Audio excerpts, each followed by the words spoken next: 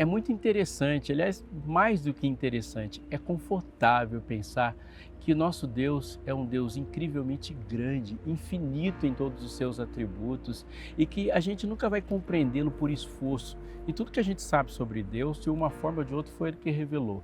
Mas mesmo sendo assim tão inalcançável, os passos que Ele dá na nossa direção, Ele dá também numa forma de nos estabelecer padrões, se comunicar com um padrão de comportamento que Ele dá na sua imutabilidade, que nos dá uma segurança ao nos relacionar com Ele.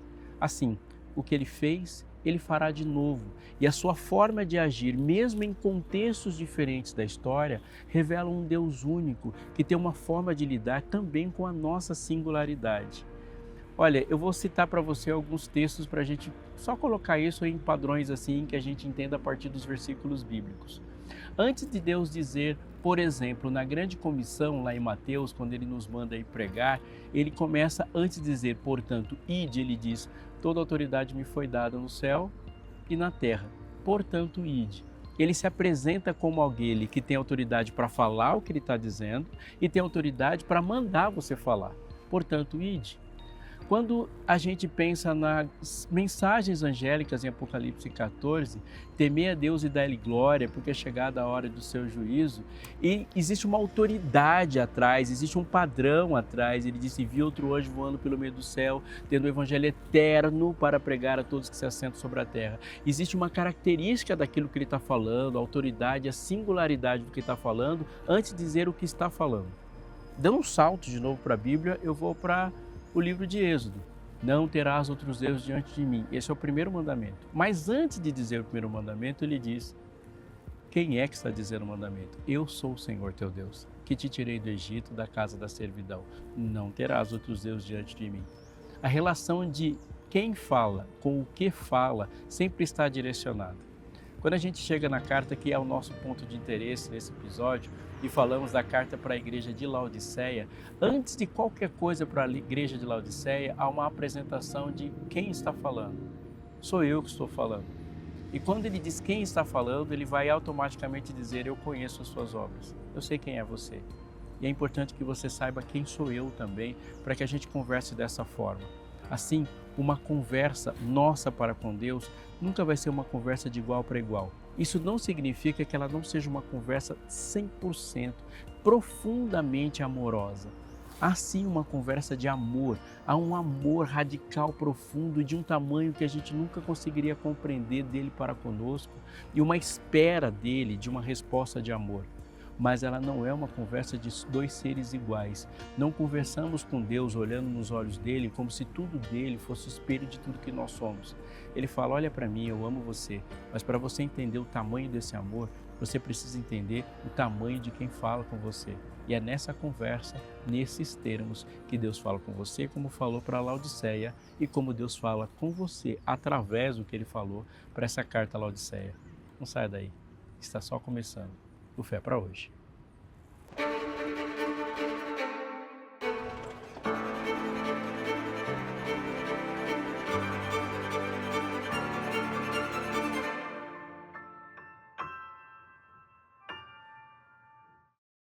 Ruth, Débora, Rode, Abigail, Maria, são histórias de mulheres da Bíblia que nos dão grandes lições sobre um relacionamento real com Deus e que Deus pode fazer não somente por elas, mas o que Ele faz através delas. O que Deus fez através dessas mulheres é tão poderoso e tão grandioso que nem os séculos da história foram capazes de impedir que o impacto dessas vidas chegasse até nós. E temos muito a aprender, porque embora Deus seja extraordinário, essas pessoas são ordinárias, no sentido de que elas ainda são encontradas no dia a dia, porque nós estamos falando de nós, sejamos nós, mulheres ou homens. Essa é uma das características desse guia de estudos que eu tenho a alegria e a confiança de dizer para você que vai fazer muito bem para a sua vida. Você pode ter ele nas suas mãos, para você dedicar tempo, estudar aí com uma Bíblia do lado e fazer grandes anotações e ter grandes lições para você e para você contribuir com o seu mundo ao redor se você simplesmente entrar em contato conosco. Você pode escolher pelo WhatsApp, entrar pelo site, ligar para a gente, o jeito que você escolher. Você vai deixar algumas informações que são as que a gente precisa para mandar o estudo para você e ele vai chegar para você sem custo algum. Sim. totalmente de graça. Isso é um envio patrocinado pelos Anjos da Esperança e em alguns dias ele chega até a sua casa e você vai ter grandes benefícios por estudar a Bíblia a partir dessa perspectiva que faz muito sentido. Faça isso o mais rápido possível, não perca essa oportunidade totalmente gratuita de se aprofundar no estudo da Bíblia e ter isso como instrumento poderoso nas mãos para a gente enfrentar as realidades que nos impõem. Liga para a gente, fala com a gente, receba o estudo.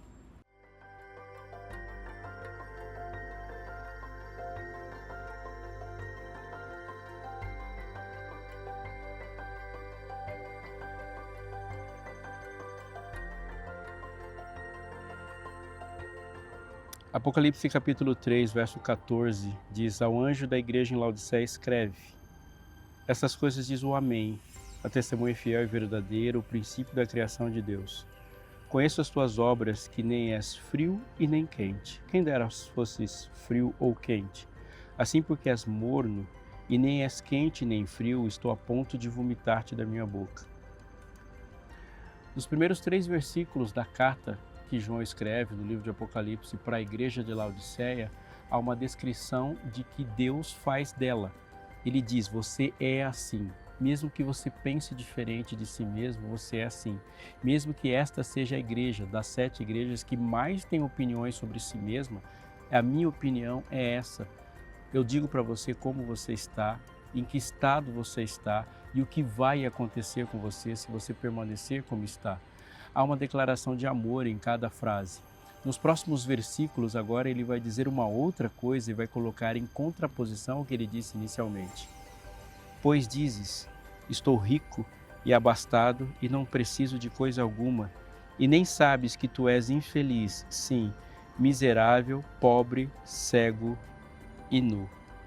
Isso é o que você diz. Há um confronto de opiniões. Deus fala: você é morno e você não é como você diz que você é. Mas você está dizendo assim: eu me declaro dessa forma, mas você não sabe como você é. Agora, por favor, atente e preste muita atenção no que eu vou te dizer sobre a realidade de alguns perigos. Ser cego é algo perigoso? A resposta de qualquer pessoa com meio cérebro funcionando vai dizer: claro, há um perigo óbvio de ser cego. Não é à toa que o mundo cria uma porção de mecanismos de segurança para quem tem dificuldade de visão. Você já deve ter visto os cães-guia e as sinalizações, a linguagem e assim por diante. É óbvio que é perigoso não enxergar. O mundo é cheio de perigos. Mas muito mais perigoso de que não enxergar é não saber que não está enxergando.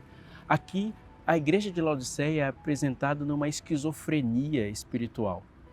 Eu me lembro, ao falar disso, de um filme muito famoso que é feito em cima da vida de um grande matemático que o mundo teve a bênção de ter no seu tempo, chamado John Nash. E se você assistir esse filme, Uma Mente Brilhante, fala sobre a realidade vivida por ele, que nos explicou algumas coisas sobre a doença que ele tinha, a dificuldade que ele enfrentava, de viver e ver um mundo que não existia. Isso colocava os perigos do mundo que realmente existe de uma forma muito mais perigosa porque ele não tinha conhecimento dele. Ser cego é perigoso, mas atravessar, por exemplo, uma marginal, uma grande avenida, não sabendo que é cego, é morte certa. E o texto continua falando sobre isso. Você nem sabe que você é infeliz. Isso aí em contraposição a uma frase que a gente diz muito, né? Eu era feliz e não sabia. Mas o que Deus está falando para Laodiceia não é isso. Você é infeliz e não sabe. É importante pensar nisso porque Deus está notificando e avisando para o infeliz que aquilo que ele está vivendo não é felicidade.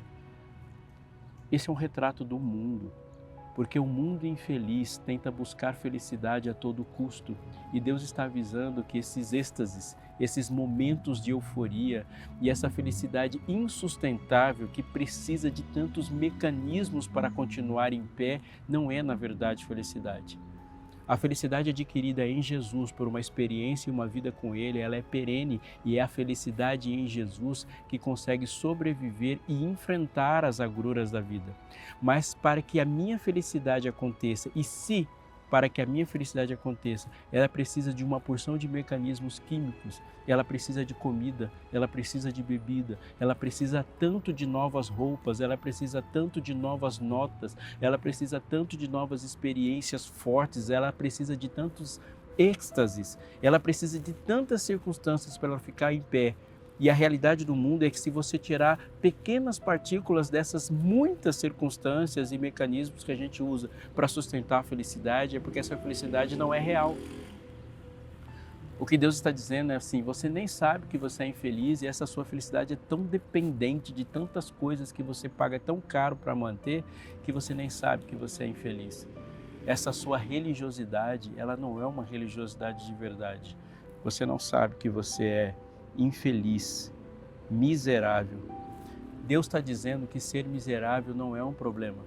Ele está dizendo que não saber que é miserável é um enorme problema. Você vive na miséria e acha que isso é riqueza.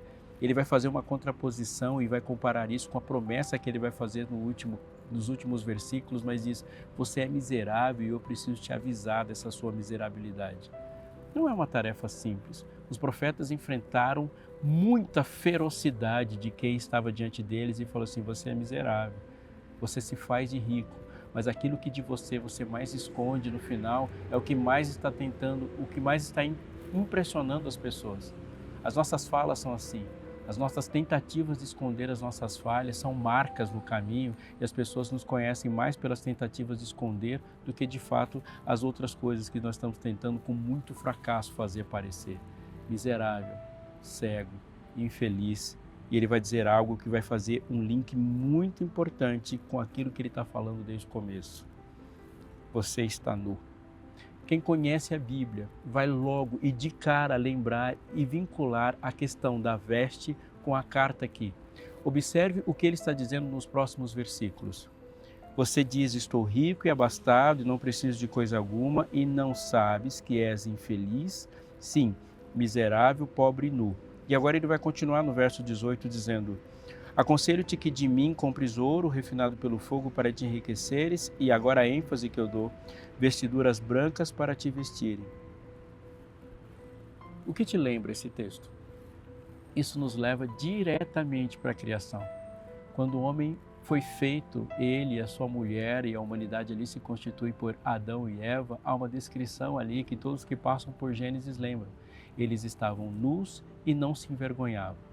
Estar nu e não se envergonhar é de cara, tem uma interpretação de que eles gostavam e não há nenhuma vergonha em se expor. Quando a nudez expõe algo que é tão glorioso ou melhor do que a roupa, significa que existe uma alegria em se expor. A vulnerabilidade é completamente contrária do que pensamos hoje quando a gente pensa sobre o assunto.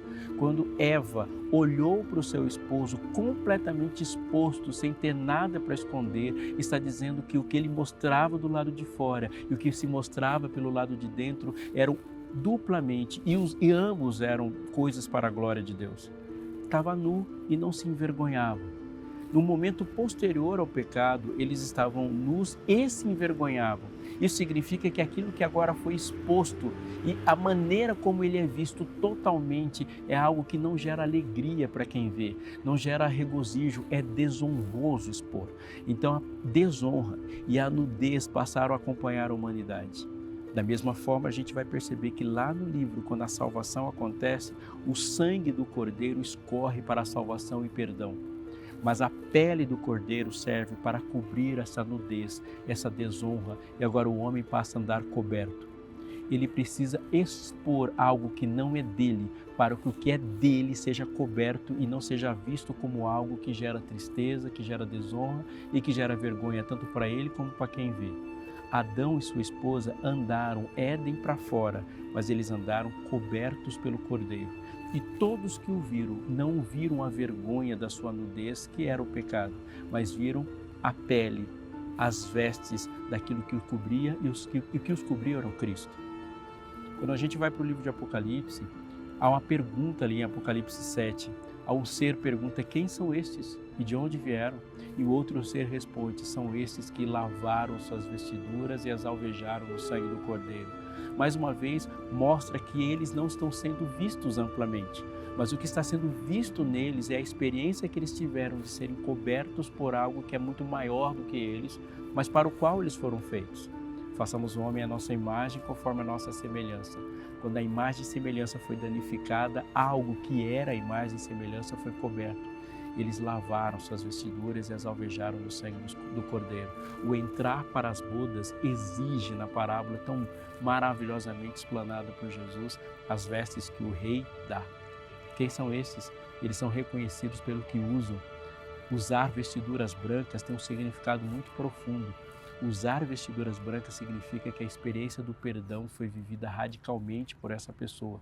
E o que ele expõe é o ter vivido, ter sido perdoado, ter sido purificado. Quando, ao falar sobre essa experiência que Jesus propiciou para nós na cruz, o texto é maravilhoso quando Paulo nos diz que Jesus levou sobre si os nossos pecados. E o texto começa assim: aquele que não conheceu o pecado, ele se fez pecado por nós, para que nele fôssemos feitos justiça de Deus. Você entende a troca? Jesus não foi essencialmente pecador. O pecado estava sobre ele. Como você e eu não somos essencialmente justos, a justiça está sobre nós, nos cobrindo. E essa foi a troca da cruz, e a troca é uma experiência que Laodiceia precisava viver. Ali Jesus e as experiências do Éden estão muito conectadas. Mas essa não é a única experiência do Éden que aparece ali, porque ele vai dizer mais uma coisa, e tem um ponto no Éden, nos 3 primeiros capítulos da Bíblia, que a gente não pode fugir deles, que é a vida vinculada à refeição. A vida está conectada ao comer. Adão, para continuar comendo, ele tinha que ter a experiência de saborear a vida, comendo do fruto da árvore da vida. O texto continua dessa forma. Apocalipse capítulo 3, verso 18 diz: aconselho-te que de mim compres ouro refinado pelo fogo para te enriqueceres, vestiduras brancas para te vestires, a fim de que não seja manifesta a vergonha da tua nudez, e colírio para ungires os olhos, a fim de que vejas. E ele vai continuar e vai chegar no verso 20, na conclusão desse relacionamento, dizendo: eis que estou à porta e bato. Se alguém ouvir a minha voz e abrir a porta, eu entrarei em sua casa, cearei com ele e ele comigo. Ele não diz apenas que está batendo a porta. Ele diz o que ele vai fazer depois que essa porta for aberta. Ele vai entrar e vai estabelecer uma comunhão. No Éden, comer da árvore da vida significa existir, continuar tendo o direito de chegar perto. Mas no decorrer da Bíblia, esse comer da árvore da vida, comer do fruto da vida, ele vai ter mais significados, porque vida e comunhão com Deus não podem ser coisas que se separam. E Jesus vai dar à refeição, comunhão e vida significados cada vez mais intensos conforme nós caminhamos nas partes da Bíblia. Jesus, ele manda comida para o deserto e pega uma parte dessa comida e coloca lá dentro da arca o maná escondido, um acesso à comunhão a um ponto que se perdeu. Jesus também estabelece uma nova marca e símbolos da aliança quando ele nos chama a chegar no ponto mais culminante, real, realeza mesmo, e a gente na ceia estabelece uma comunhão. A palavra para aliança e a palavra para refeição na Bíblia é a mesma. O que ele está dizendo é que vida de fato e uma vida bem vivida é uma vida em relacionamento. Escute a tensão do texto, a dramaticidade do texto. Eis que estou à porta e bato. Volte um pouquinho na sua memória e imagine uma coisa. Quando você olha para a sua casa, provavelmente sua casa tem janelas, tem portas, as janelas têm trancas e a porta também. Mas eles não são os únicos mecanismos de segurança da sua casa. A sua casa tem muros e a sua casa tem portão. E no seu portão também tem trancas. Agora volte. Vamos para a Palestina.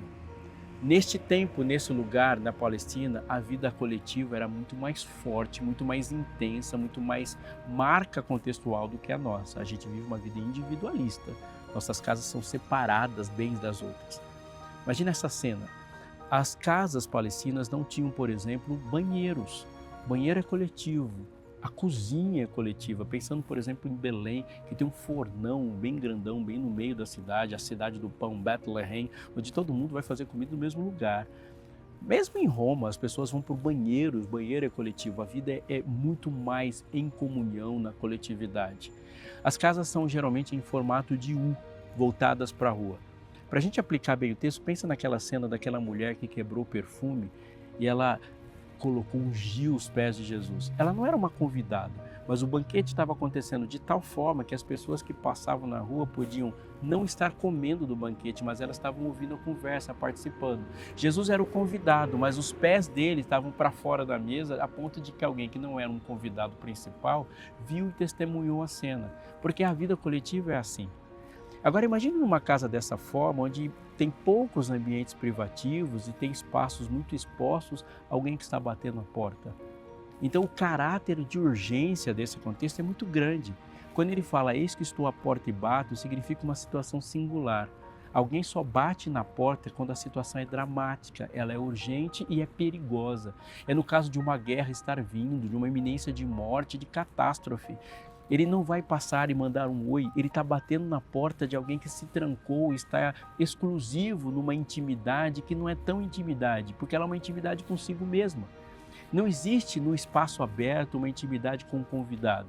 Existe no espaço fechado uma exclusividade de si consigo mesmo. Tanto é que isso é uma característica de Laodiceia. Ela se define, ela não permite que a testemunha fiel fale quem ela é. Ela está batendo na porta, tipo, sai desse seu quartinho. A situação é muito real. Mas este que é um dos textos mais amorosos e carinhosos da Bíblia, é também considerado um dos mais tristes da Bíblia. Porque só tem um tipo de gente que bate na porta. Só um tipo de gente bate na porta. Só bate na porta uma pessoa que está do lado de fora. Se essa é uma igreja, se aquele líder que está falando é um anjo da igreja, se ela é descrita como uma das estrelas que estão na mão, essa frase vai ser colocada de uma forma que a gente tem que prestar atenção. Porque ele diz, eu estou batendo na sua porta e você tem que ouvir, que tem ouvidos. Ele diz, se eu estou batendo na porta, é porque eu não moro nessa casa. Há uma pergunta a ser feita então. Quem é Jesus na sua casa? Vou explicar de uma forma melhor. A minha casa tem alguns cômodos, como na sua também. As nossas casas podem diferenciar na quantidade de cômodos, mas de uma forma geral, a gente tem ali algumas coisas que tomam características diferentes quando a gente recebe visitas. As visitas são classificadas também pela maneira como elas andam na nossa casa. Por exemplo, se a visita é uma visita que não é um amigo íntimo, não é uma pessoa que está acostumada a frequentar a casa, e ela chega de repente, a gente mantém a sala arrumada, dá um tapinha ali e bota a bagunça da sala para trás. Então, quando a pessoa não é íntima, ela não vai para a cozinha, ela não vai para o quarto, ela não vai para os outros cômodos. Ela é uma visita formal que a gente recebe na sala, dá uma arrumada na sala e a gente mantém a nossa imagem numa tentativa, às vezes frustrada, mas a gente tenta manter a nossa imagem intacta como bons organizadores. Se a sua casa tem crianças, essa tarefa fica um pouco mais complicada. Mas quando uma pessoa que já frequenta a casa, é um amigo, a gente já não tem tantas coisas para querer impressionar ou querer construir uma imagem de nós mesmos para a pessoa, ela pode até para uma cozinha que é um pouco mais bagunçada, porque cozinha é lugar de trabalho, não é? E quando a cozinha é lugar de trabalho, ela sempre vai estar um pouco mais bagunçada do que um lugar que não é. Se a visita não é assim, ela está num nível mais alto de intimidade, ela pode entrar num quarto ou outro. Mas tem um lugar da nossa casa que a gente quase não deixa ninguém entrar.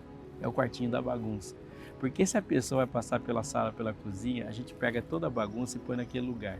Sabe aquele lugar que a bagunça fica toda empurrada lá, que a gente pega as coisas que mesmo úteis, tranca aquela porta, aqui ninguém entra? Esse é o quartinho da bagunça.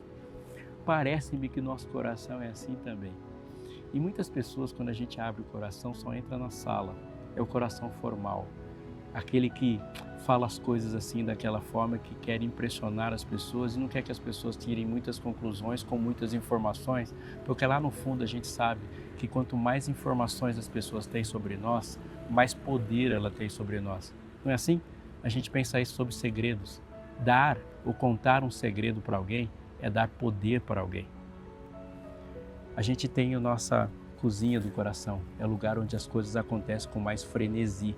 E não é todo mundo que entra na cozinha, no lugar onde o coração trabalha.